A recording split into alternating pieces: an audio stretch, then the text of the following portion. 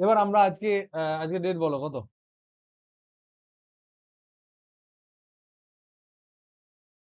Pritam, date কত রে? 28, 28/8/24। কার্যক্ষমতা শক্তি পড়ছি। আজকের আমাদের টপিক হচ্ছে যে স্প্রিংটা যেটা পড়ছিলাম, স্প্রিংটাকে আমরা স্প্রিং কনস্ট্যান্ট, এটা সম্বন্ধে একটা আইডিয়া আমরা নিয়েছি। আর তোমরা কি ওই ভিডিওটা তোমাদের দেখার সময় হয়েছে, যে ভিডিওটা আমি দিয়েছিলাম? এটা আগের বছরের নিট জয়েন্ট এন্ট্রান্সের ক্লাসের ছিল। তো সবাই দেখেছো? একটু আওয়াজ শুনি। কে কে দেখেছো, কে কে দেখতে পাওনি? সাইদা, ওই একটাই একটাই দেখতে বলেছিলাম, সাইদা, সুমিয়া, দেবাঙ্গনা। একটা যেটা দেখতে বলেছিলাম সেটা দেখেছো, তাই তো? তো ওই ক্লাসটায় দেখবে স্প্রিং এর কিছু প্রবলেম ছিল, আরো কিছু এক্সট্রা প্রবলেমও ছিল। তো ওর প্রত্যেকটা প্রবলেম কিন্তু খুব ইম্পর্টেন্ট প্রবলেম ছিল। ওই ধরনের কনসেপ্টের উপর বেস করে কিন্তু পরীক্ষায় প্রশ্ন পড়ে। এবং যারা এখন আমার কাছে নিট জয়েন্ট এন্ট্রান্স যারা আছে, তারাও কিন্তু ওয়ার্ক পাওয়ার এনার্জি যখন করছে, তাদের ক্ষেত্রেও কিন্তু এই ধরনের প্রবলেম গুলো তারা আমাকে পাঠাচ্ছে। এবং সেই সংক্রান্ত কিন্তু জিনিসপত্রগুলো আছে। যদি ক্লিয়ার হয়ে যায় খুব ভালো, না হয়ে যায় খুব বেশি চেষ্টা করো না। যাদের মনে হচ্ছে খুব চাপ চাপ লাগছে, ছেড়ে দিতে পারো, কারণ তোমাদের 11-12 এর পরীক্ষায় কিন্তু এত কঠিন জিনিসপত্র পড়বে না। কি পড়বে স্প্রিং থেকে আমরা দেখে নেবো। ফার্স্ট আমি দেখবো যে কি ধরনের প্রবলেম পড়তে পারে, নাম্বার ওয়ান। এটা আমাদের নাম্বার ওয়ান ডিসকাশন। সেকেন্ড হচ্ছে এনার্জি কনজারভেশন সম্বন্ধে আমি একটু কথা বলবো, শক্তির সংরক্ষণ। খুব বেশি টাইম নেব না, খুব অল্প করে এটা ডিসকাস করব। আর 3 নাম্বার হচ্ছে potential energy and force. Oh sorry, বাংলায় লিখতে হবে। পোটেনশিয়াল এনার্জি মানে স্থিতিশক্তি, স্থিতিশক্তি এবং বল, এদের মধ্যে সম্পর্ক কি, এটা নিয়ে আমরা একটু আলোচনা করব। আর 4 নাম্বার হচ্ছে একটু কলিশন থিওরি আমরা স্টার্ট করবো আজ। খুব ইজি। এটা কত ধরনের, এর প্রকারভেদ। কলিশন থিওরি মানে কি? কলিশন মানে হচ্ছে সংঘর্ষ। এইটার প্রকারভেদ পড়বো, কি কি ধরনের হয় এবং কিভাবে এটাকে ডিফারেন্ট করা যায়। এবং তাদের ক্ষেত্রে থিওরিটাকে আমি, স্ট্রাকচারটাকে দাঁড় করাবো, যে কি করে কাজকর্ম হয়, কি করে কি হয় না হয়, এটসেট্রা আমরা পড়াশোনা করার চেষ্টা করব। ওকে। এবং এরপরে আমরা আর একটা প্রবলেম তোমাদেরকে দেব হোমওয়ার্ক হিসেবে। একটা প্রবলেম দেবো অ্যাজ হোমওয়ার্ক, এবং সেটার আমি হিন্ট দিয়ে দেবো, নিয়ে আজকে ক্লাসটা এখানে শেষ করবো। ওকে, চলো তাহলে ফার্স্ট হচ্ছে আজকে, এইটা হচ্ছে আজকে আমাদের টপিক অফ ডিসকাশন।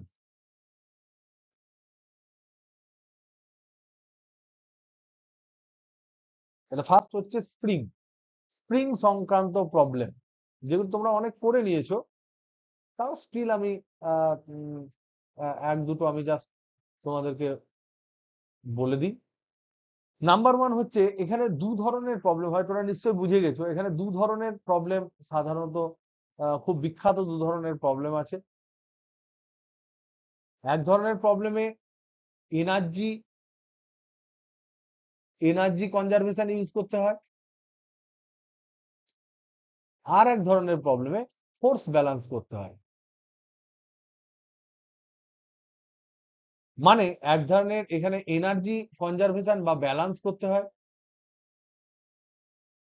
আর একদিকে বলের ব্যালেন্স করতে হয়। দু ধরনের প্রবলেম আছে। তো এটা আমাদেরকে জাস্ট বুঝতে হবে কখন কোন ধরনের ব্যবহার করব। যেমন ধরো দুটো আমি প্রবলেম তোমাদেরকে জিজ্ঞাসা করছি। এক নাম্বার, এগুলো তোমরা করেছো অলরেডি।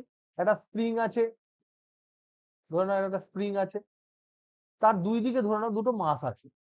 একটা স্প্রিং আছে, তার দুই দিকে দুটো মাস আছে। এখানে একটা মাস, ধরে নাও এটা 20 কেজি মাস, আর এটা ধরে নাও কথার কথা 10 কেজি মাস। এবার প্রশ্ন হচ্ছে, ধরে নাও আমি এখানে একটা এফ বল প্রয়োগ করলাম।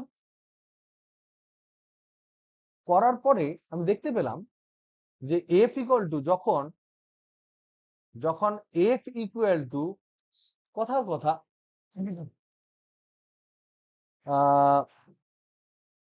সাপোজ 300 নিউটন, কথার কথা বলছি, 300 নিউটন, তখন 20 কেজি ভরের ত্বরণ হচ্ছে 1 মিটার/সেকেন্ড স্কোয়ার। এটা তথ্য দেওয়া আছে, এই তথ্যটা দেওয়া আছে। এবার প্রশ্ন কি করেছে? প্রশ্ন বলছে সেই মুহূর্তে 10 কেজি ভরের ত্বরণ কত?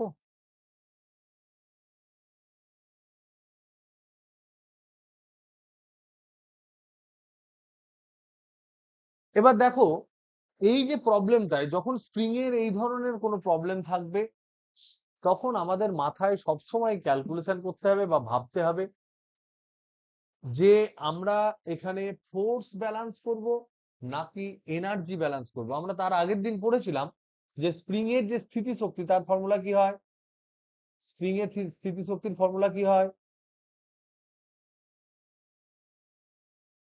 কেউ একজন বলো দেখি শুনি। একদম তাই, একদম তাই, হাফ কে এক্স স্কোয়ার। যদি প্রথমে তোমার স্প্রিংটা ধরে নাও কোনোভাবে কম্প্রেস বা কোনোভাবে কিছু না থাকে, আর পরে যদি এক্স পরিমাণ তাকে আইদার সংকোচন করা হয় অর প্রসারণ করা হয়, তাহলে সেক্ষেত্রে স্প্রিং এর মধ্যে কিন্তু একটা এনার্জি জমে থাকে। এবার সেই যে জমা শক্তি সেটা হচ্ছে স্থিতিশক্তি। আর স্প্রিং এর ক্ষেত্রে ফোর্স ব্যালেন্সের আমরা একটা ইকুয়েশন পেয়েছিলাম, সেটা হচ্ছে যে স্প্রিং যখন এক্স পরিমাণ আমি টেনে ধরি বা চেপে দিই, তখন স্প্রিং এর ভেতর থেকে স্প্রিং এর যে বিবেক, সেই বিবেক আমরা এই আমাদের ফিজিক্সের ভাষায় সেটা হচ্ছে স্থিতিস্থাপকতা। সেটা যে আমি চেঞ্জ করতে দেব না, সেই স্থিতিস্থাপকতা ধর্মের জন্য স্প্রিং এর ভেতর থেকে একটা প্রত্যানায়ক বল আছে, যেটাকে ইংরেজিতে বলা হয় রেস্টোরিং ফোর্স। সেই রেস্টোরিং ফোর্স যদি আমরা তার কথা আলোচনা করি, রেস্টোরিং ফোর্স এইটা সমান কি হয়? মাইনাস, হয়তো এটা মাইনাস কে এক্স। তাহলে একটা হলো ফোর্স যেটা স্প্রিং ভেতর থেকে দেয়, আর একটা হলো স্থিতিশক্তি যেটা স্প্রিং এর মধ্যে এনার্জি হিসেবে সঞ্চিত থাকে। দুটো ক্ষেত্রেই কিন্তু এক্স পরিমাণ সংকোচন বা প্রসারণ করা হয়েছে। এবার আমার প্রশ্ন হচ্ছে, এই যে 1 নম্বর প্রবলেম তোমাদের সামনে আমি দিলাম, এই প্রবলেমটায় তুমি এনার্জি কনজারভেশন করবে না ফোর্স কনজারভেশন করবে, ফোর্স কনজারভেশন না ফোর্স ব্যালেন্স করবে না এনার্জি ব্যালেন্স করবে, কি মনে হয়? জাস্ট গেস করে। এই প্রবলেমটা সবারই টোকা হয়েছে। একজন বলল এনার্জি কনজারভেশন। এবার তুমি এই যে গেস করলে, এখানে আমার কোনো চাপ নেই, তুমি, আমি বলেছি তোমাদেরকে আন্দাজে গেস করতে, কোনো অসুবিধা নাই। তো কোনো কি লজিকের উপর বেস করে তুমি কথাটা বললে নাকি এমনিই বললে?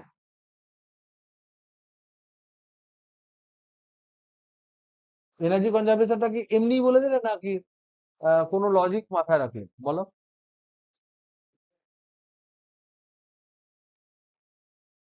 সংস্থা, টোটাল এনার্জিটা সেম হবে বলে তোমার মনে হলো, ভেরি গুড। আর আর কেউ কিছু বলবে?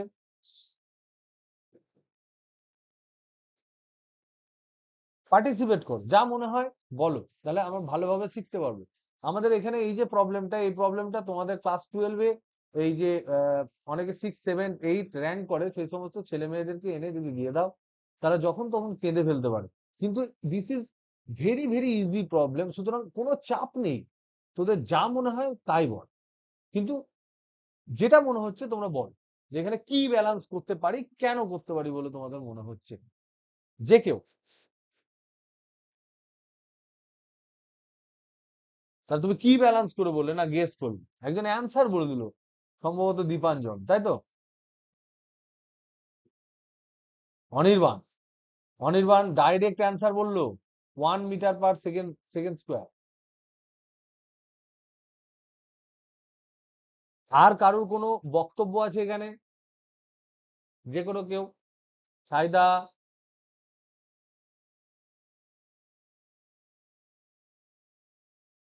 কোনটা লাগছে বলো?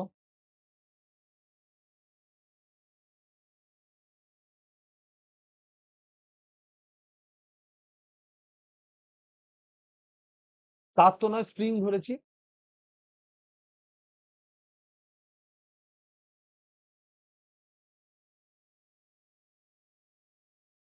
সেটা তো স্প্রিং এর ক্ষেত্রে সেটা হয়। একদম তুমি ঠিক কথা বলেছো। ও বলছে স্প্রিংটা যদি এরকম দেখতে হয়, কিন্তু স্প্রিংটা যদি কম্প্রেশন বা সংকোচন প্রসারণ না হয়, তাহলে আমি স্প্রিং বলতাম না, আমি তার বলে দিতাম। এত কষ্ট করে আমি এরকম পেঁচানো আঁকতাম না। তুমি যে কনসেপ্টটা তুমি কথাটা বলেছো, ভেরি ভেরি গুড। গলাটা কার? অনির্বাণ,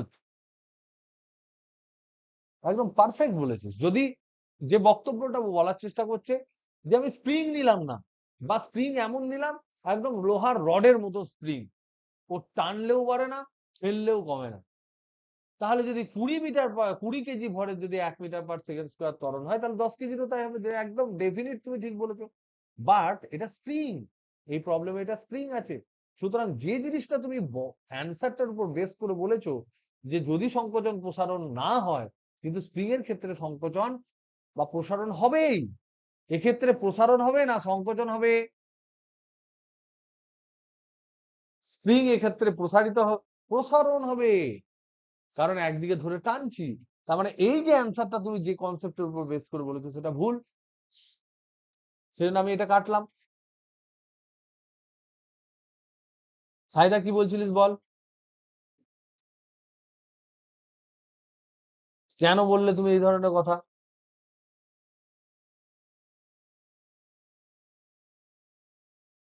কি তথ্য দেওয়া আছে? কি তথ্য দেওয়া আছে বলো?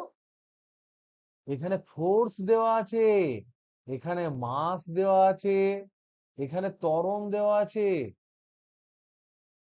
এই জায়গা থেকে জোর করে স্থিতিশক্তি বের করাটা রিলেটিভলি টাফ। চিরন্তন, তোমার কথাটা কিন্তু কাটলাম। এনার্জি কনজারভেশন দিয়ে তুমি অবশ্যই প্রমাণ করতে পারো, কিন্তু এক্ষেত্রে আমরা সেই প্রসেসে যাব না। যে কথাটা সায়দা বলেছে, দিস ইজ অ্যাবসলিউটলি রাইট। কারণ এখানে যে তথ্য দেওয়া আছে, সেখানে ফোর্স আছে, মাস আছে, অ্যাক্সিলারেশন আছে। আমি কেন এনার্জির দিকে যাব? কারণ ফোর্স ব্যালেন্স করলে এখানে কেএক্স বলে একটা ফোর্স আমি পেয়ে যাব। বুঝছো? তার মানে প্রথম কথা হচ্ছে তথ্য ভিত্তিক, তথ্য ভিত্তিক ডিসিশন আমাদেরকে নিতে হবে। যেহেতু এখানে ইনস্ট্যান্টেনিয়াসলি সেই মুহূর্তের কথা বলা হয়েছে, তাই যখন ইনস্ট্যান্ট কোনো ঘটনা ঘটে স্প্রিং এর সংস্থাতে, তখন দেখবে ম্যাক্সিমাম মেজরিটি 99.9% কেসে আমরা ফোর্স ব্যালেন্স করি। তাহলে এখানে দুটো আমরা দুটো জিনিস আমরা এখানে অবজার্ভ করলাম। টু অবজারভেশন, কি কি? নাম্বার ওয়ান হচ্ছে যে তথ্যতে ফোর্স সংক্রান্ত বিষয় দেওয়া আছে।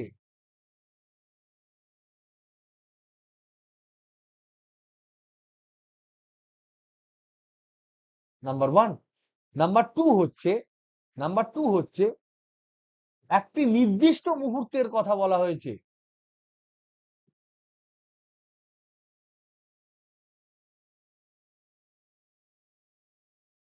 এই যে দুটো জিনিস যখন হয়, তখন কিন্তু আমাদেরকে বলবে তুমি ফোর্স ফোর্স ব্যালেন্স করো। তাহলে বলো তো দেখি, ফোর্স ব্যালেন্স করতে যদি বলে, এটা হচ্ছে ফোর্স ব্যালেন্স করতে বলছে, তার মানে তাহলে ফোর্স ব্যালেন্স করা মানে হচ্ছে আমরা কি করব? এফবিডি ড্র করব। এফবিডি মানে কি? ফুল ফর্ম কি? এফবিডির এফবিডির ফুল ফর্ম কি? Free free body diagram. এখানে আমরা কি করি? প্রত্যেকটা বডিকে, যাদের ভর আছে, তাদেরকে আলাদা আলাদা করে ছিঁড়ে খুঁড়ে তাদের ছবি আঁকি, এবং তাদের ছবি শুধুমাত্র তাদের উপর ক্রিয়াশীল বল কি কি, কোন দিকে ক্রিয়াশীল, সেটা সম্বন্ধে আমরা কেবলমাত্র বদার করি, আর তার অ্যাক্সিলারেশন কি আছে সেটা নিয়ে আমরা আলোচনা করি। তাহলে এই যে ফ্রি বডি ডায়াগ্রামের গল্প আমরা বলছি, সেগুলো আমরা ড্র করার চেষ্টা করি। তার আগে আমাদেরকে আরেকটু ভেবে নিতে হবে। এইটা হচ্ছে ধরে নাও 10 কেজি ভর।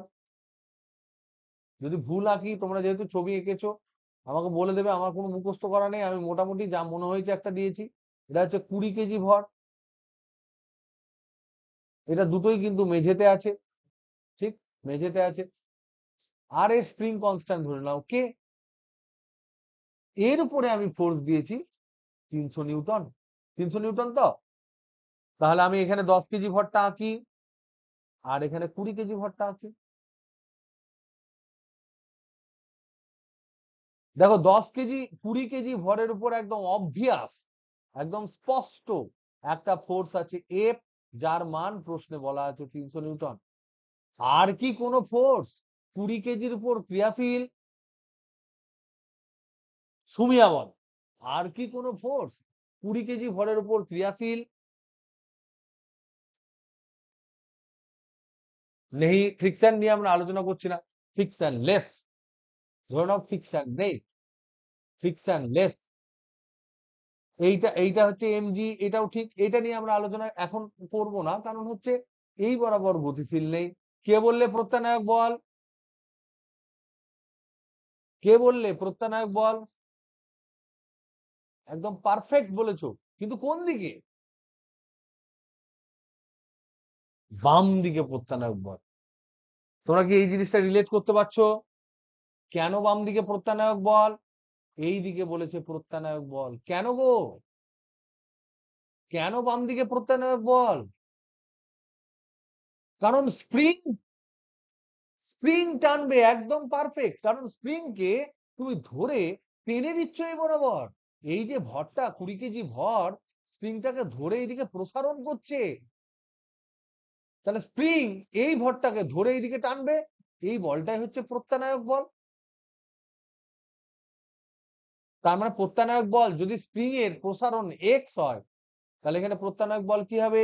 মানটা কত হবে? কে এক্স হবে। এটা প্রত্যেকে বুঝতে পেরেছো? এটা প্রত্যেকে বুঝতে পেরেছো? একটু আওয়াজ দাও। মনসুর, আছিস? বুঝতে পারছেন? না বুঝতে পারলে একদম বলবে, এখানে কোন রকম কোনো লজ্জার ব্যাপার নেই, এই একটা অঙ্ক যেন ক্লিয়ারলি তোমরা বুঝতে পারো। যেহেতু স্প্রিংটাকে আমরা ভরটাকে ডান দিকে টেনে দিয়েছি, তার জন্য স্প্রিংটা স্বভাবতই প্রসারিত হয়েছে ডান দিকে। তাহলে স্প্রিং, স্প্রিং কি দেখবে? স্প্রিং দেখবে 20 কেজি ভরটা ওকে টেনে নিয়ে যাচ্ছে। তাহলে স্প্রিং তখন সে তার নিজের প্রসারণকে বাঁচানোর জন্য লেফট সাইডে টানবে কাকে? 20 কেজিকে, 20 কেজিকে টেনে ধরবে।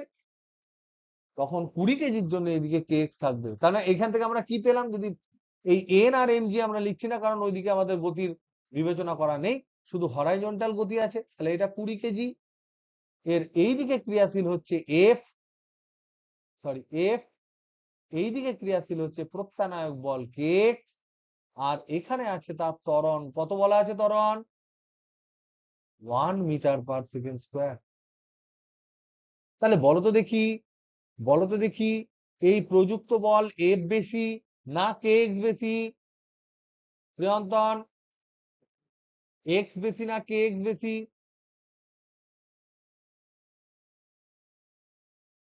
একটা বস্তুর উপর দুটো বল প্রযুক্ত দুই দিকে, একদিকে ডান দিকে এফ, বাম দিকে কে এক্স, বস্তুটি ত্বরণ নিয়ে গতিশীল ডান দিকে, তাহলে কে বেশি? এফ, এফ বেশি, F is greater than K x. দেখো এই এফ মানে কিন্তু আমাদের প্রত্যানায়ক বল নয়, এটা প্রযুক্ত বল, এটা বাহ্যিক প্রযুক্ত বল। তাহলে এফ মাইনাস কে এক্স সমান হচ্ছে এম ইন্টু এ, মানে 20 ইন্টু এ। এটা আমরা পেলাম 1 নম্বর সমীকরণ।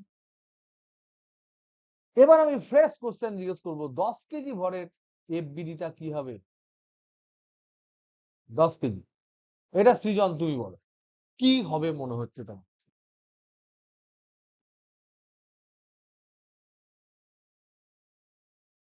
তার মানে কোন ফোর্স, কত ফোর্স হবে এদিকে?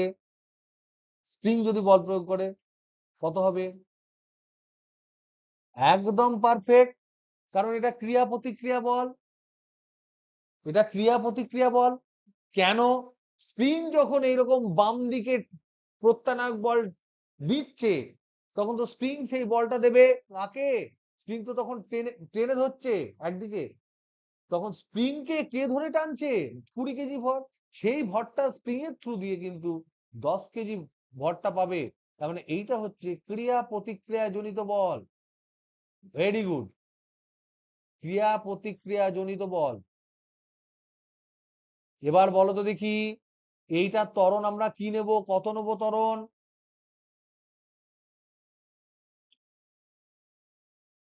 এটার ত্বরণ কত ধরবো?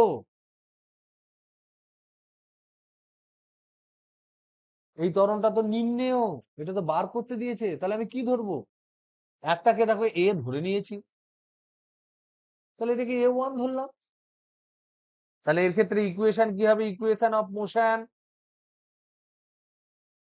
ইকুয়েশন অফ মোশন কি হবে এক্ষেত্রে বলেন কেউ? দীপাঞ্জন বল দেখি।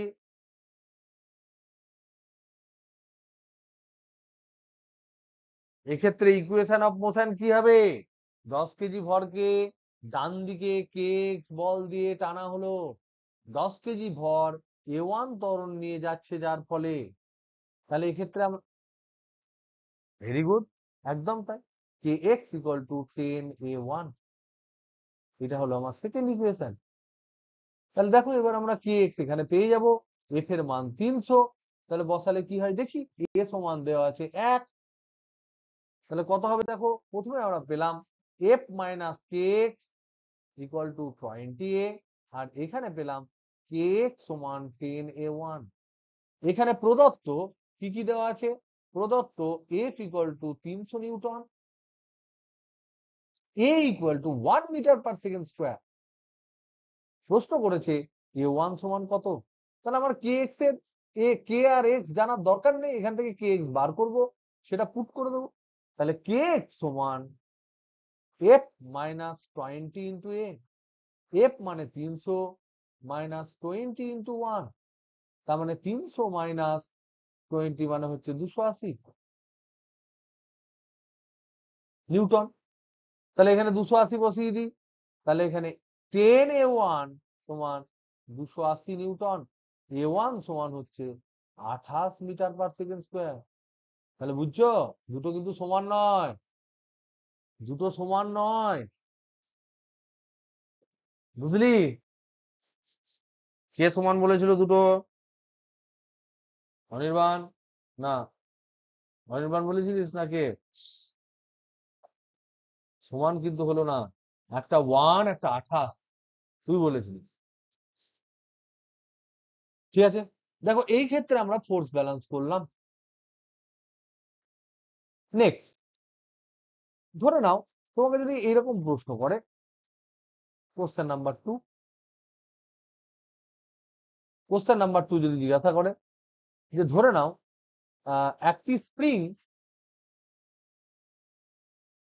একটি স্প্রিং এর spring constant, spring constant, spring ধ্রুবক সমান 1000 নিউটন/মিটার। স্প্রিংটিকে 0.1 মিটার সংকোচন করে একটি জল ভর্তি পাত্রে ছেড়ে দেওয়া হলো।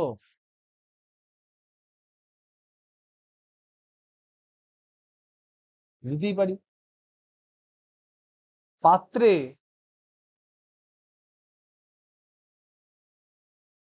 জলের পরিমাণ ধরে নাও 1 কেজি, তাহলে জলের উষ্ণতা কত বৃদ্ধি পেতে পারে? জলের উষ্ণতা সর্বোচ্চ কত বৃদ্ধি পাবে?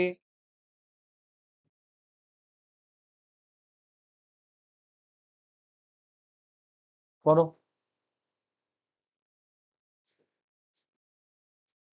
করো দেখি কে করতে পারবে।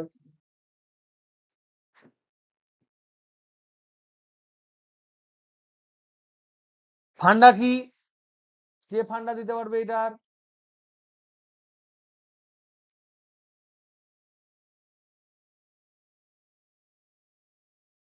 প্রথম বলো এখানে ফোর্স কনজারভেশন না এনার্জি কনজারভেশন করব, মানে ফোর্স কনজারভেশন তো হয় না, ফোর্স ব্যালেন্স করব না এনার্জি ব্যালেন্স করব?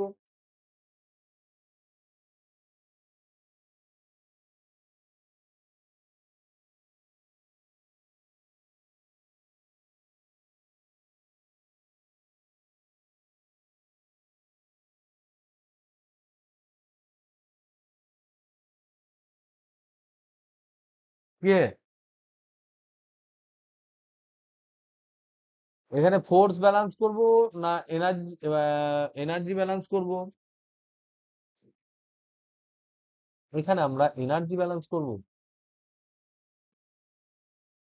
তার কারণ এখানে উষ্ণতার কথা বলেছে, উষ্ণতা থেকে আসে তাপ, তাপ হচ্ছে একটা শক্তি, শক্তির সাথে শক্তির ইকুয়াল করা যায়, তাহলে এখানে এনার্জি ব্যালেন্স করব।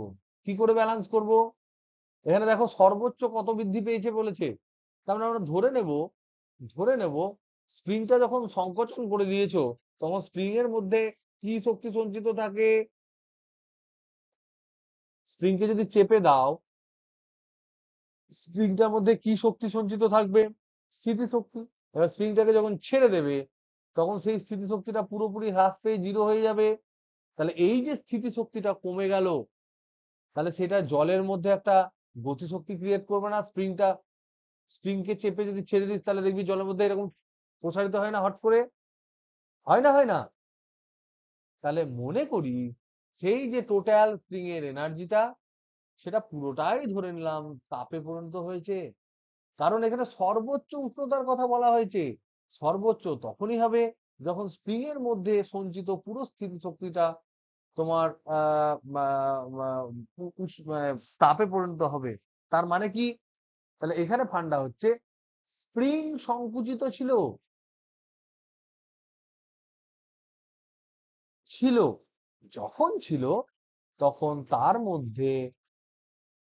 মধ্যে স্থিতি শক্তি সঞ্চিত ছিল।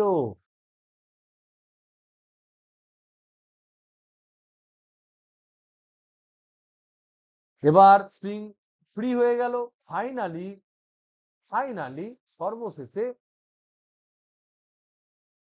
স্প্রিংটি ফ্রি হয়ে গেল।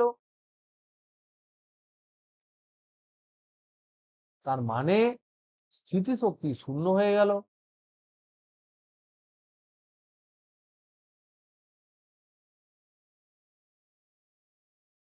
তার ফলে কি হবে? তার ফলে কি হবে? তার ফলে আমরা দেখতে পেলাম যে এই হাফ কে এক্স স্কোয়ার যে স্থিতিশক্তি সেটা কিন্তু তোমার এখানে এম এস ডেল্টা টি, এই যে M S theta M S delta T এই ফর্মুলাটা তোমরা করেছো, H equal to M S T, এটা হচ্ছে ডাব্লিউ কৃতকার্য, আর এইটা হচ্ছে এইচ। তাহলে ডাব্লিউ ইকুয়াল টু কি এইচ হয়, যে এইচ হয়, এটা জানো তোমরা? Hello hello hello hello hello, ওটা কিসের formula? W equal to J H,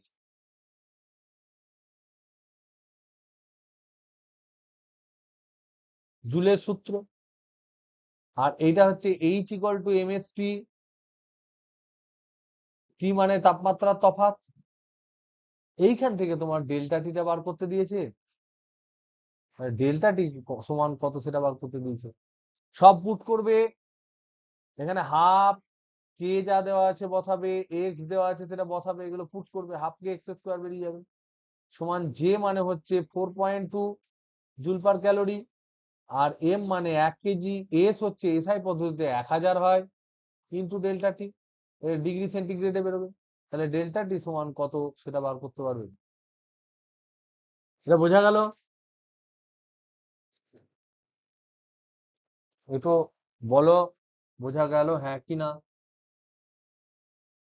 hello hello hello hello, তোরা আছিস তো না পালিয়ে গেলি কোনটারে?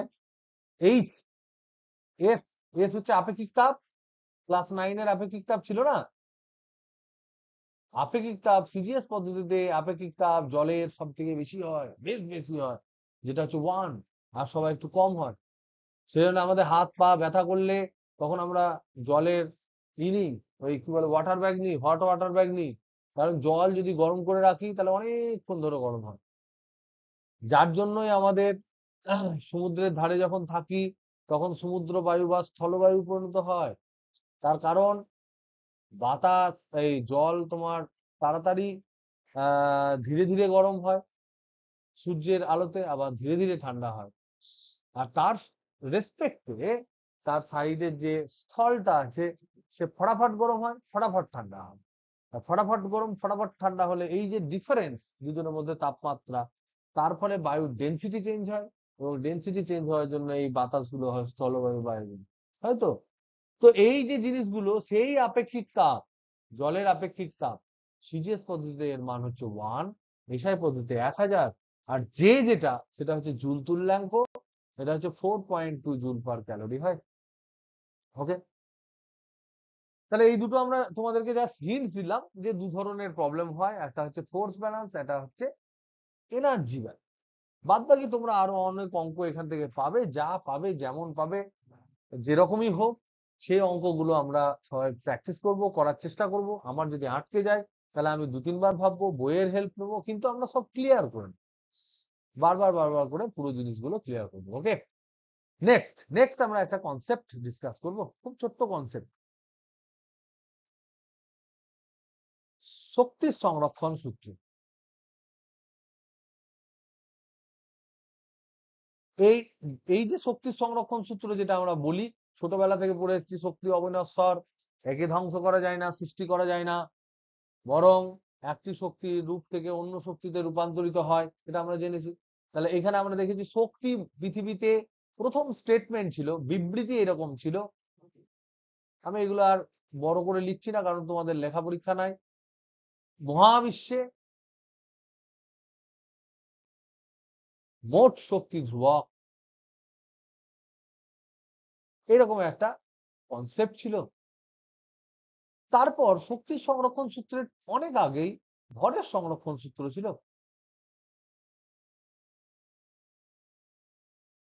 এটা কি বলেছে, এখানকার বিবৃতিটা ছিল যে মহাবিশ্বের মোট ভর ধ্রুবক।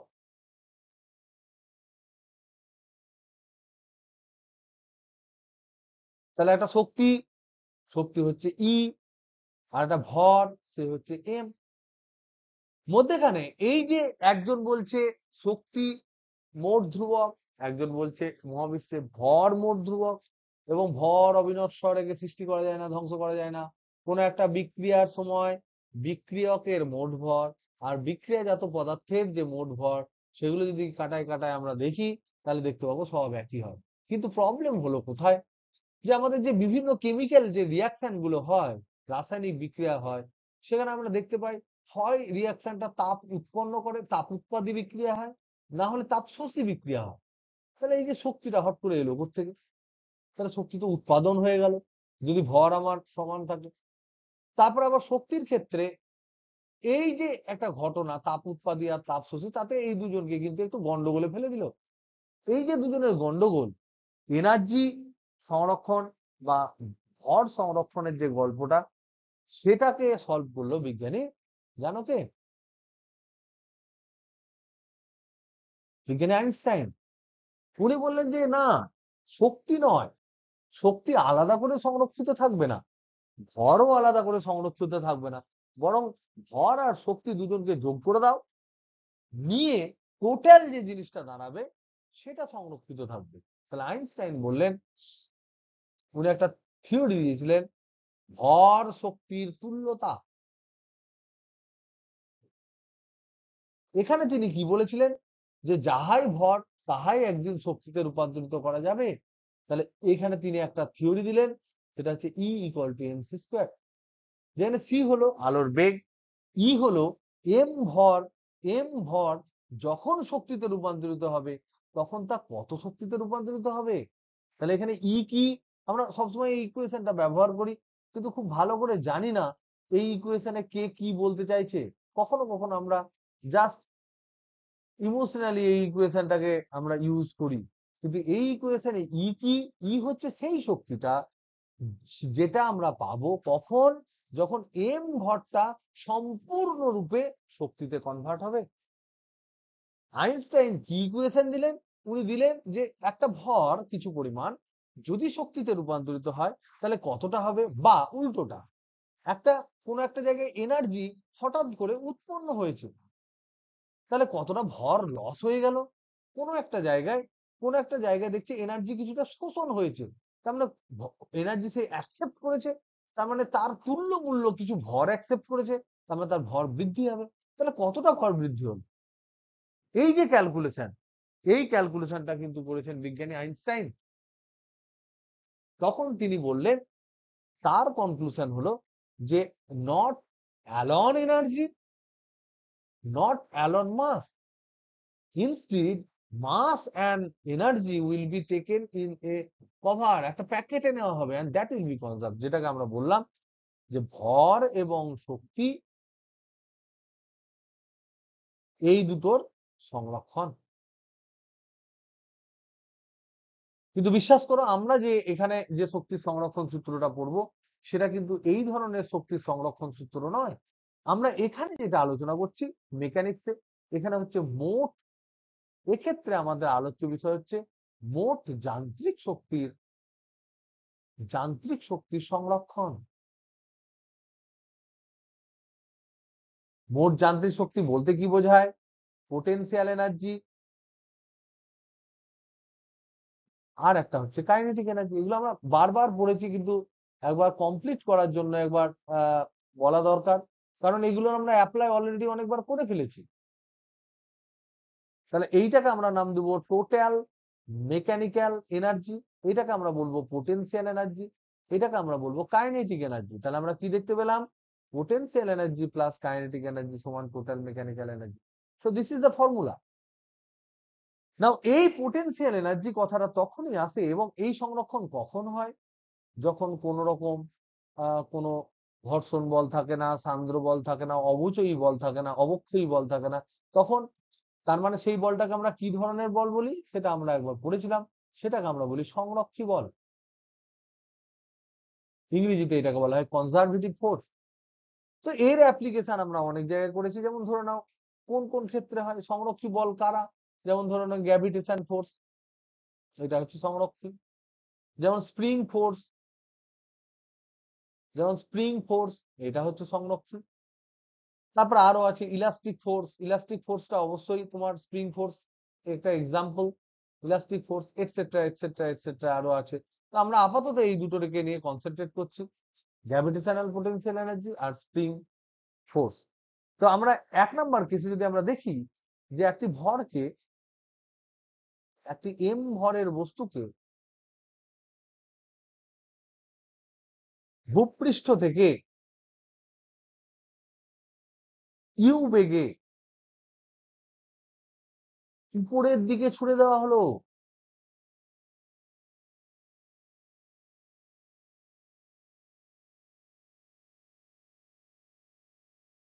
এক্ষেত্রে দেখাও তার টোটাল মেকানিক্যাল এনার্জি ধ্রুবক থাকে। এটা তোমরা প্রুভ করার চেষ্টা করবে, এন্ড দ্যাট ইজ হোমওয়ার্ক। কি করে করবে? হিন্ট কি? হিন্ট হচ্ছে যে এরকম একটা ভূপৃষ্ঠ ধরবে, এখানে একটা ভর আছে, প্রথমে তার স্পিড, আর সে ভূপৃষ্ঠতেই আটকে আছে, তার মানে তার উচ্চতা আমি ধরলাম হাইট হচ্ছে এখানে 0। সে উপর দিকে উঠতে ম্যাক্সিমাম ধরে নাও এইচ হাইট উঠলো, সেখানে গিয়ে টপ পজিশন, পিক পজিশন, তাহলে এখানে ওর ভেলোসিটি হয়ে যাবে কত? পিক পজিশনে ভেলোসিটি কত হয়? 0। তাহলে দেখো এখানে আছে, এখানে যদি আমি এটা যদি এ পজিশন ধরি, এটাকে যদি আমরা বি পজিশন ধরি, তাহলে অ্যাট এ আমরা দেখবো কাইনেটিক এনার্জি কত, অ্যাট এ পোটেনশিয়াল এনার্জি কত দেখবো, অ্যাট বি আমরা কাইনেটিক এনার্জি কত দেখবো, অ্যাট বি পোটেনশিয়াল এনার্জি কত দেখবো। দেখার পর এগুলোকে যোগ করব, টোটাল মেকানিক্যাল এনার্জি কত দেখবো, এখানেও যোগ করব, টোটাল মেকানিক্যাল এনার্জি কত দেখবো। যদি দেখি দুই ক্ষেত্রে সমান হয় তাহলে সংরক্ষিত থাকছে। আর এইটা আমরা ধরলাম কোথায়, একটা ধরলাম একদম গ্রাউন্ডে যখন ছোড়া হয়েছে, আর একটা ধরলাম একদম পিকে। তাহলে এইটাকে প্রমাণ করার জন্য, এটাকে আরো এস্টাবলিশ করার জন্য আমরা ধরে নেব যে, ধরে নিই এই উচ্চতা যাব না, যেখানে বেগ শূন্য হয়ে গেল। আমি ধরে নিলাম কোনো একটা উচ্চতা, যেটা হচ্ছে যে উচ্চতার মান হচ্ছে এক্স, সেখানে তার কিছু একটা স্পিড থাকবে v1। তাহলে এখানে তার কাইনেটিক এনার্জি থাকবে হাফ এম v1 স্কোয়ার। এখানে তার পোটেনশিয়াল এনার্জি থাকবে গ্রাউন্ডের রেসপেক্টে এম জি এক্স। এইটাকে যোগ করলেও দেখবো এইগুলোর সাথে সমান হয়। এটা তোমরা প্রমাণ করবে।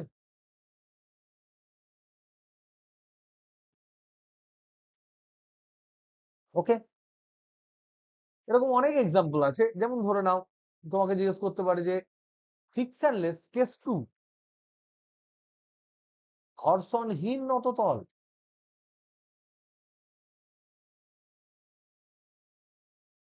এরকম একটা নততল আছে, ধরে নাও এটা এটা হচ্ছে হরাইজন্টাল, এখানে একটা নততল রাখা আছে যার অ্যাঙ্গেল হচ্ছে থিটা। এবার এখানে একটা বস্তু রাখা আছে, এম ভরের একটা বস্তু রাখা আছে, এর হাইট ধরে নাও এইচ। এইটা এই বরাবর গড়িয়ে পড়ছে, পিছলে পড়ছে, কারণ ঘর্ষণহীন, ঘুরবে না, পিছলে পড়ছে। এবার এটা 1 নাম্বার পজিশন ধরে নাও, এক্স দূরত্ব যাওয়ার পর এটা ধরে নাও 2 নাম্বার পজিশন, আর একদম নিচে যখন যাবে তখন ধরে নাও 3 নাম্বার পজিশন। প্রমাণ করো, প্রমাণ করো টোটাল মেকানিক্যাল এনার্জি, এই যে টোটাল মেকানিক্যাল এনার্জি, এটা 1 2 3 সব পজিশনেই সেম, পজিশনেই একই। এগুলো খুব ইজি বলে হোমওয়ার্ক দিলাম, না করতে পারলে আমি অবশ্যই করে দেবো, কোনো চাপ। কেস 3, স্প্রিং মাস নিলাম, স্প্রিং অ্যান্ড মাস কিরকম দেখতে, এরকম একটা স্প্রিং আছে, আর এখানে একটা ধরে নাও মাস আসছে, মাস আছে। তো এরা প্রথমে কোন রকম কোনো চাপে ছিল না, সিম্পল ছিল। এটা হচ্ছে একদম নর্মাল অবস্থায় ছিল, তাহলে অপ্রসারিত অবস্থায় ছিল, অপ্রসারিত বা সংকুচিত, প্রসারিত অবস্থা, এখানে আনস্ট্রেচড অবস্থা। এবার কি করা হলো, এই এম ভরটাকে ধরো ভি বেগ দিয়ে দেওয়া হলো, তাহলে কি হবে, এ খানিকটা স্কুইজ হবে, স্কুইজ হয়ে এম ভরটা এখানে চলে আসবে। তখন ধরলাম, তখন ধরলাম এর এর টোটাল যে সংকোচন হলো ধরে নাও এক্স, আর এর ভেলোসিটি হয়ে গেল 0, এটা ধরে নাও ইউ ভেলোসিটি ছিল। তো এক্স 0 ধরে নাও একদম পুরো 0 হলো, আর ইন বিটুইন মধ্যেখানে তোমার এই দুটোর মধ্যেখানে, এটা তো এন্ড পজিশন, এটা তো শুরুর পজিশন, এই দুটোর মধ্যেখানে যখন তার স্ট্রেচিংটা x0 থেকে একটু কম, এক্স পরিমাণ স্ট্রেচিং হয়েছে, তখন মনে করি তার একটা বেগ ছিল v1। তার মানে কি, তার মানে হচ্ছে প্রাথমিক অবস্থায় এখানে শুধু কাইনেটিক এনার্জি ছিল, এখানে শুধু পোটেনশিয়াল এনার্জি ছিল, কারণ বেগ 0 হয়ে গেল, এখানে x0, তাহলে হাফ কে 0 স্কোয়ার হবে, তাহলে এখানে টোটাল এনার্জি হচ্ছে এইটা। এখানে বেগ 0 হয়ে গেছে, পুরো সংকুচিত হয়ে গেছে মোমেন্টারিলি বা তাৎক্ষণিকভাবে, সেই মুহূর্তে ভরটা বেগ শূন্য হয়ে দাঁড়িয়ে গেছে, কিন্তু প্রচুর সংকুচিত হয়েছে, তখন তার মধ্যে স্থিতিশক্তি হয়েছে হাফ কে এক্স স্কোয়ার, গতিশক্তি 0। কিন্তু এটা ইন বিটুইন, এটা হচ্ছে ইন বিটুইন মধ্যেখানে কোনো একটা অবস্থানে, সেখানে আমি দেখতে পাচ্ছি হাফ এম v1 স্কোয়ারও আছে, আবার আবার এখানে কিন্তু আছে তোমার হাফ কে এক্স স্কোয়ার। তো তোমাদের প্রমাণ করতে হবে এইটা সমান এইটা, এইটা সমান এইটা, তাহলে মোট total mechanical energy always remain same.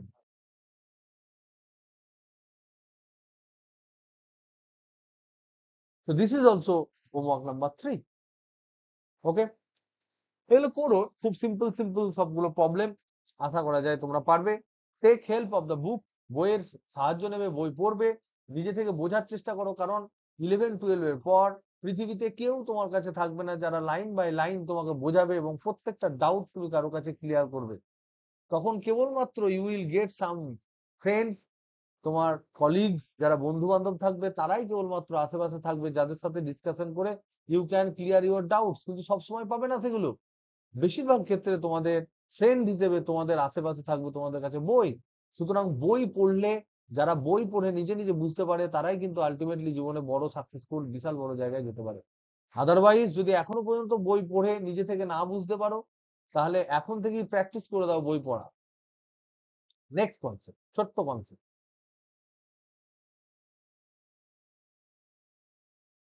এটা আমি খুব ডিটেলসে যাব না, কিন্তু খুব সহজেই তোমাদেরকে একটা কথা বলবো। ধরে নাও, মনে করি মনে করি একটি কণা যার ভর ধরে নাও এম ভরের একটি কণা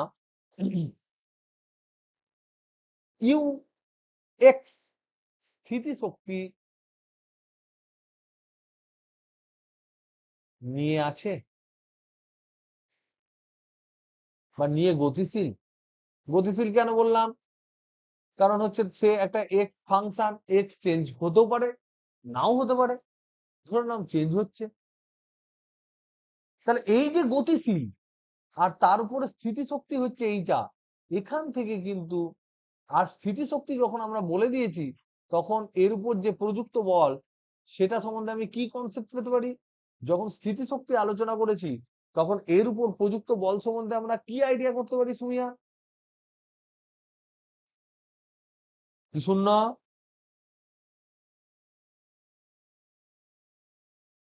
বল শূন্য। যখন আমরা স্থিতিশক্তি কথাটা বলে ফেলেছি, আলোচনা করে ফেলেছি, তখন সেখানে যে প্রযুক্ত বল তার সম্বন্ধে আমরা কি কি কনফার্ম বলতে পারি? কে বলতে পারবে? ধরে নাও ধরে নাও আমি কোনো একটা ভর বলছি যে সে একটা স্থিতিশক্তির মধ্যে আছে, কিছু একটা স্থিতিশক্তির মধ্যে আছে, শুধুমাত্র সেই স্থিতিশক্তির মধ্যে আছে, আর কোনো শক্তি নেই। তাহলে বস্তুর উপর একটা বল প্রযুক্ত হতেই পারে, বস্তু যদি গতিশীল হয়, এখানে গতিশীল বলেছি। তাহলে প্রশ্ন হচ্ছে, এক্ষেত্রে এক্ষেত্রে প্রযুক্ত বল যেটা প্রযুক্ত বল যেটা সেটা সম্বন্ধে তোমার আইডিয়া কি? এটা কি ধরনের বল প্রযুক্ত বলটা?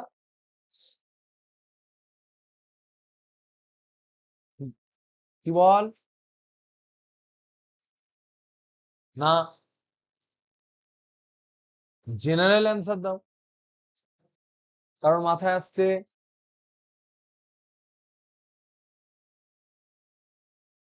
ভি মানে কি?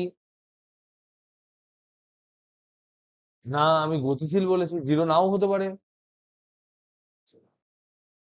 আমি জিজ্ঞাসা করছি, আমি তোমাদেরকে একটা প্রশ্ন করছি, সেটা হচ্ছে স্থিতিশক্তি কথাটা কখন আলোচনায় আসে? যে কোনো বলের কি স্থিতিশক্তি হয়? কোন বলের স্থিতিশক্তি কথা আলোচনা হয়?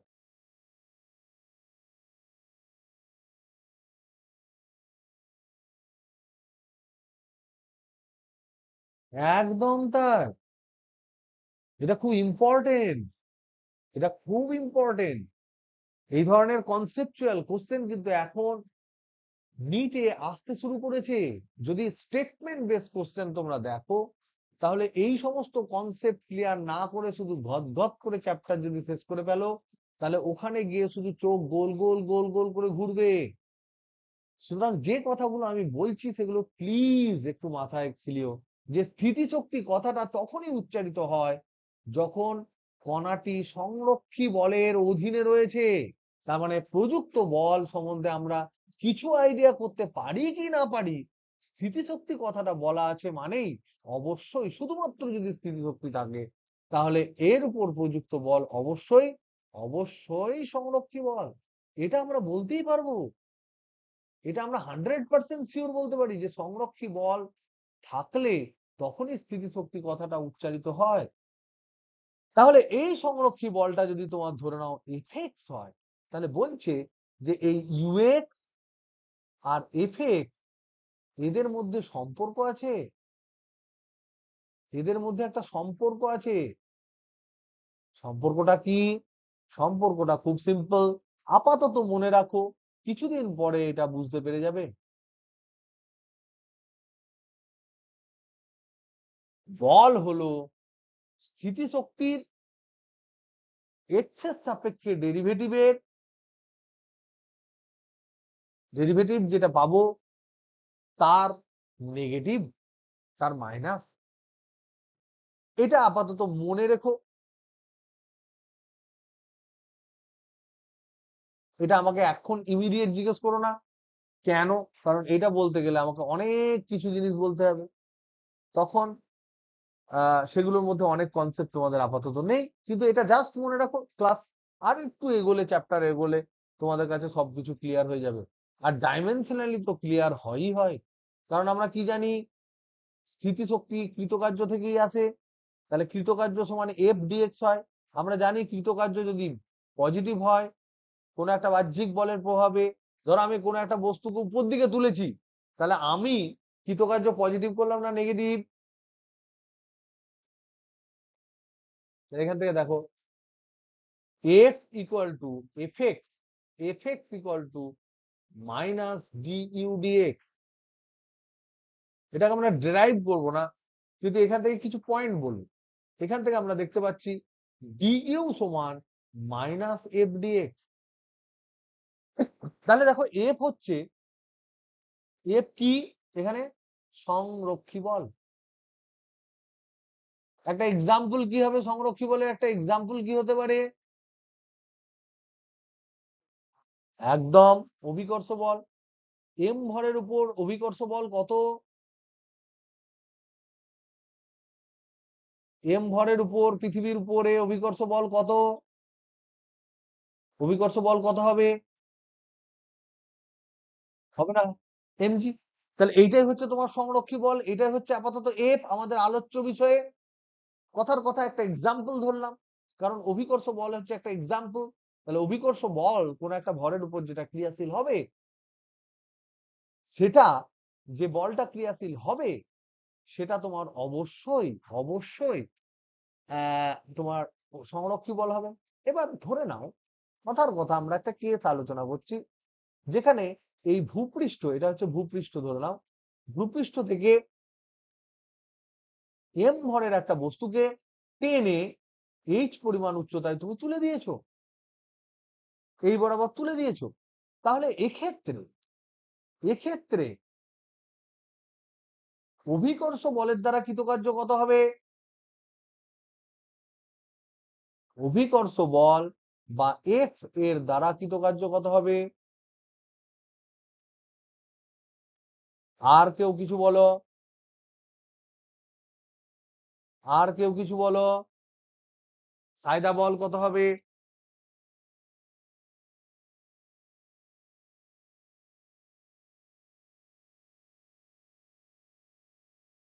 তা তো তোমাকে বলে দেবে না সব, সবাই তোমার সব জিনিস তোমার চোখের সামনে সবাই ক্লিয়ার করে দেবে না, কিছু তো ভান করে থাকবে। তোমাকে বুঝতে হবে যে ভান করছে না অরিজিনাল তার মধ্যে আছে। আমি তোমাকে তীর চিহ্ন বলে দিয়েছি। কৃতকার্য, কৃতকার্য এমজিএইচ না মাইনাস এমজিএইচ? কেন মাইনাস? এমজি জি নিয়ে আমাদের বদার নয়, আমরা এমজি নিয়ে, কারণ বল, বল কাজ করে। তাহলে বল হচ্ছে নিচের দিকে এমজি, সরণ হচ্ছে এই বরাবর, তাহলে এদের মধ্যে অ্যাঙ্গেল হচ্ছে 180 ডিগ্রি। তাহলে কৃতকার্য মানে এফ এস কস থিটা, কোনোদিন ভুল করবে না এগুলো। তাহলে M G into H into cos 180 degree সমান -1, তাহলে মাইনাস এমজি। তাহলে এই যে কৃতকার্য হলো, আর আমরা জানি কৃতকার্য যতটা হয় ততটা কি বাড়ে গো?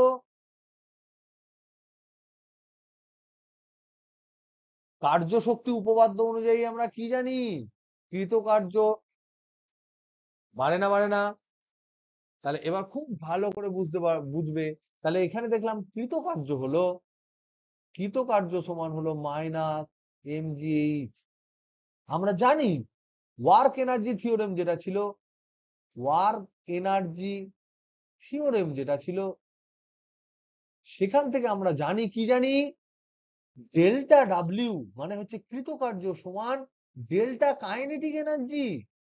তাহলে কোনো বস্তুর উপর যতটা কৃতকার্য হবে কোনো বল দ্বারা, ততটা তার কাইনেটিক এনার্জি বাড়বে। তাহলে কৃতকার্যের পরিমাণ সমান হচ্ছে তার গতিশক্তি বৃদ্ধির সমান।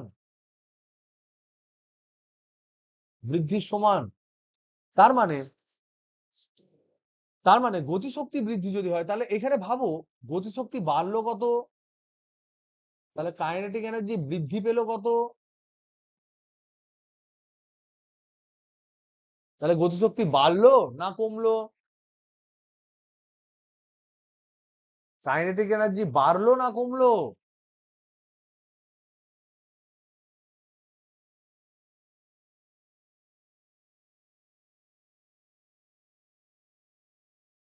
তাহলে গতিশক্তি কমলো। তো তুমি বলো এনার্জি কনজারভেশন অনুযায়ী কি বলেছে, গতিশক্তি আর স্থিতিশক্তির যোগফল কি হয়? সংরক্ষী বলের জন্য এনার্জি কনজারভেশন কি বলছে, kinetic energy plus potential energy সমান কি ধ্রুবক হয় না? তাহলে কাইনেটিক এনার্জি যদি কমে যায় তাহলে পোটেনশিয়াল এনার্জি কি, এই দুটো থেকে আমরা কি বলতে পারবো, পোটেনশিয়াল এনার্জি বাড়বে না কমবে? পোটেনশিয়াল এনার্জি বাড়বে। তো দেখো একটা বস্তুকে যদি উপরে তুলে দিই তাহলে তার পোটেনশিয়াল এনার্জি বাড়ে না কমে? একটা বস্তুকে যদি ধরে উপর দিকে তুলে দিই তার পোটেনশিয়াল এনার্জি বাড়ে না কমে? এই যে বাড়ে তার লজিক এতখানি, তার কারণ বস্তুর উপর ক্রিয়াশীল যে কৃতকার্য, সেই কৃতকার্য যদি বেড়ে যায়, পজিটিভ হয়, তাহলে পোটেনশিয়াল এনার্জি নেগেটিভ হবে। আর আর যদি কোনোভাবে কৃতকার্যটা নেগেটিভ হয় তাহলে বস্তুর পোটেনশিয়াল এনার্জি পজিটিভ হবে। তাহলে এখান থেকে আমরা কি বুঝলাম, তাহলে ফান্ডামেন্টাল ফান্ডা আমরা কি পেলাম এখান থেকে, ফান্ডা পেলাম এটা, যে কোনো, এটা মনে রেখো, very very very very important. কার জন্য, এইচএস এর জন্য নয়, এই ধরনের প্রশ্ন করবে সেরকম কনসেপ্ট ওয়ালা লোক বহুত কম আছে, তোমাদের ইলেভেনে পড়বে না, কিন্তু এনটিএর যে কোশ্চেন পেপার যারা করে তাদের ক্ষেত্রে এই ধরনের ফান্ডামেন্টাল কোশ্চেন করে এখন ছাত্রছাত্রীদেরকে বধ করার একটা বিশাল বড় প্রয়াস চলছে। তাই আমাদেরকে তৈরি থাকতে হবে আর এগুলো খুব ক্লিয়ারলি বুঝতে হবে। ফান্ডাটা কি, কোনো বস্তু কোনো সংরক্ষী বলের প্রভাবে সংরক্ষী বলের প্রভাবে কোনো বস্তুর উপর ধনাত্মক কাজ করা হলে, ধনাত্মক মানে পজিটিভ কার্য হলে তার গতিশক্তি বৃদ্ধিও ধনাত্মক হয়।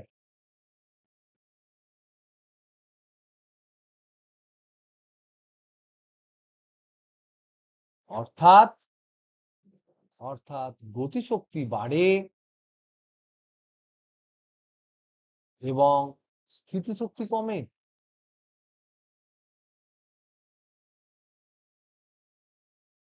অ্যান্ড ভাইস ভার্সা, উল্টোটা হলে উল্টোটা হবে। মানে সংরক্ষী বলের প্রভাবে কোনো বস্তুর উপর কাজ যদি ঋণাত্মক হয় তবে গতিশক্তি বৃদ্ধিও ঋণাত্মক হবে। সেক্ষেত্রে গতিশক্তি কমে, স্থিতিশক্তি বাড়ে। তাই আমরা যখন কোনো একটা বস্তুকে উপর দিকে তুলি তখন সংরক্ষী বলটাকে ওজন বলের জন্য কৃতকার্য নেগেটিভ, কাইনেটিক এনার্জি বৃদ্ধিটা নেগেটিভ, কাইনেটিক এনার্জি কমলো, পোটেনশিয়াল এনার্জি বাড়লো, এই ধরনের কনসেপ্ট হয়। তো এবার দেখো আমরা এখান থেকে যেটা পেলাম সেটা হচ্ছে এফ ইকুয়াল টু পেলাম, শুধুমাত্র এক্স এ যদি থাকে এক্স কম্পোনেন্ট, মানে এফ অফ এক্স কম্পোনেন্ট, সেটা হচ্ছে মাইনাস ডিইউ ডিএক্স। এই ফান্ডাটা কিন্তু এটা দিয়ে সাপোর্টেড হচ্ছে। তাহলে ডিইউ সেখান থেকে আমরা কি বলতে পারি, ডিইউ ইকুয়াল টু আগের যে পাতায় পড়লাম কি, যদি যদি ডাব্লিউ পজিটিভ হয়, ডাব্লিউ যদি পজিটিভ হয় তাহলে আমরা কি দেখতে পেলাম, ডাব্লিউ যদি পজিটিভ হয় সেক্ষেত্রে আমরা দেখতে পেলাম কাইনেটিক এনার্জি বাড়বে, সেক্ষেত্রে আমরা দেখতে পেলাম পোটেনশিয়াল এনার্জি কমবে। এক নাম্বার। আবার যদি ডাব্লিউ নেগেটিভ হয় তাহলে সেক্ষেত্রে দেখলাম কাইনেটিক এনার্জি কমবে, পোটেনশিয়াল এনার্জি বাড়বে। তারপরে দেখো এখান থেকে এখানে যদি আমি কনক্লুশন করি, ওয়ার্ক ডান যখন নেগেটিভ তখন পোটেনশিয়াল এনার্জি বৃদ্ধি হচ্ছে, ওয়ার্ক ডান যখন পজিটিভ তখন পোটেনশিয়াল এনার্জি হ্রাস পাচ্ছে। এখান থেকে আমরা কি বলতে পারি, এখানে তাই বলেছে ডিইউ ইকুয়াল টু পোটেনশিয়াল এনার্জির বৃদ্ধি ইকুয়াল টু মাইনাস এফডিএক্স। এফডিএক্স মানে কি, ডিডব্লিউ। তার মানে DU equal to minus DW. তাহলে যখন কাজ পজিটিভ হবে পোটেনশিয়াল এনার্জি বৃদ্ধি, নেগেটিভ হবে মানে কমবে। যখন কাজ নেগেটিভ হবে পোটেনশিয়াল এনার্জি তখন নেগেটিভে নেগেটিভ পজিটিভ হবে মানে বাড়বে। তার মানে এই যে দুটো কনসেপ্ট আমরা এখানে বুঝতে পারছি, এই দুটো কনসেপ্টই কিন্তু এই ইকুয়েশনের মধ্যে ঢুকে রয়েছে। Number one. এরপর আমরা বলছি যদি যদি এফ বল শুধুমাত্র শুধুমাত্র এক্স এর দিকে না থেকে ওয়াই এবং জেড বরাবরও থাকে, আমি এক্ষুনি কি করলাম, এফ এক্স ইউএক্স করলাম, যদি এইরকম থাকে মানে কি, মানে কি বলার চেষ্টা করছে যে ইউ ধরে নাও তখন এক্স এর শুধু ফাংশন নয়, ইউ এক্স ওয়াই জেড সবারই ফাংশন, তাহলে তখন আমি এফ এক্স পাবো, শুধু এক্স এর সাপেক্ষে ডেরিভেটিভ করব, মাইনাস ডিইউ ডিএক্স যখন ওয়াই এবং জেড হচ্ছে ধ্রুবক, শুধু এক্স এক্স এর উপর ডেরিভেটিভ করব, এটাকে বলা হয় পার্সিয়াল ডেরিভেটিভ করছে, শুধু এক্স এর সাপেক্ষে ডেরিভেটিভ করছে, এটাকে বলা হয় পার্সিয়াল ডেরিভেটিভ। তিন ধরনের প্যারামিটার আছে কিন্তু আমি একটা সাপেক্ষে ডেরিভেটিভ করছি, অন্যগুলোকে কনস্ট্যান্ট ধরছি। সেইটাকে এইরকম করে যদি আমি না লিখি তাহলে এটাকে একটু বেঁকিয়ে লিখলেই হয়, তাহলেই লোকে বুঝতে পারবে যে শুধু এক্স এর সাপেক্ষে ডেরিভেটিভ করব। তাহলে আমি এক্স এর সাপেক্ষে ডেরিভেটিভ করলে এফ এক্স পেলাম। সিমিলারলি যদি ওয়াই এর সাপেক্ষে ডেরিভেটিভ করি তাহলে আমি পাবো এফ ওয়াই। সিমিলারলি জেড এর সাপেক্ষে যদি ডেরিভেটিভ করি তাহলে আমি পাবো এফ জেড। তাহলে টোটাল এফ কত, এফ তো একটা ভেক্টর রাশি, তার তিনটে উপাংশ আমি পেলাম এক্স ওয়াই জেড বরাবর। তাহলে এফ সমান আমি কি লিখতে পারি, এফ এক্স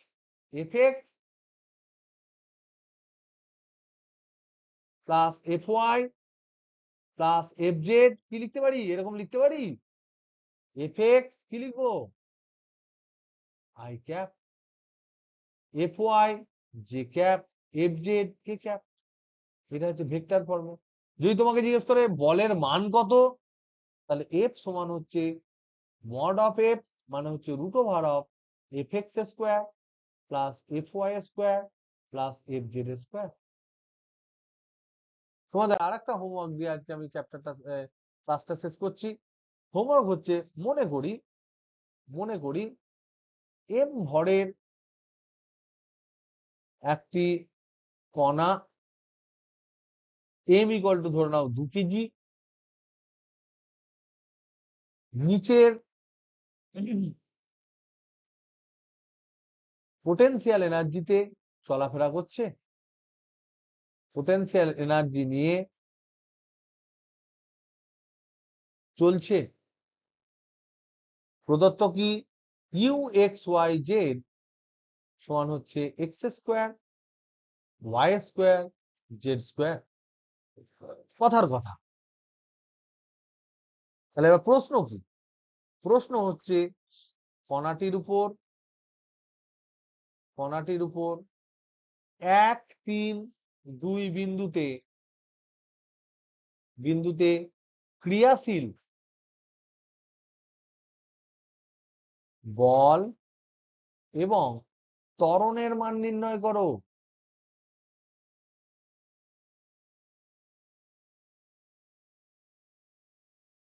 সেটা করো। ওকে, তাহলে আজকে যেটা আমি করাবো ভাবছিলাম সেটা আজকে করানো হলো না, সেটা আমরা স্যাটারডে করব।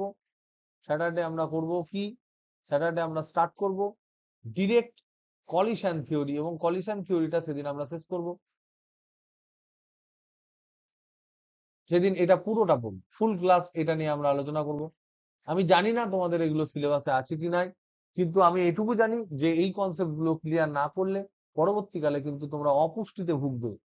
তাই আমি চাই না যে তোমাদের মধ্যে পুষ্টি গুণ সম্পন্ন জিনিসপত্র কম কম করে যাক। তাই আমি কিন্তু প্রত্যেকটা জিনিসই কিন্তু পড়াবো, সিলেবাসের বাইরে হোক ভেতরে হোক যেখানে হোক। তোমাদের দায়িত্ব সিলেবাস অনুযায়ী যে যে জিনিসগুলো আছে, যাদের মনে হচ্ছে সিলেবাসটা বেশি বেশি আমি পড়িয়ে ফেলছি, তারা সিলেবাস অনুযায়ী যে জিনিসগুলো এক্সট্রা পড়াচ্ছি সেগুলো কেটে বাদ দিয়ে দেবে। ওকে, চলো, গুড নাইট।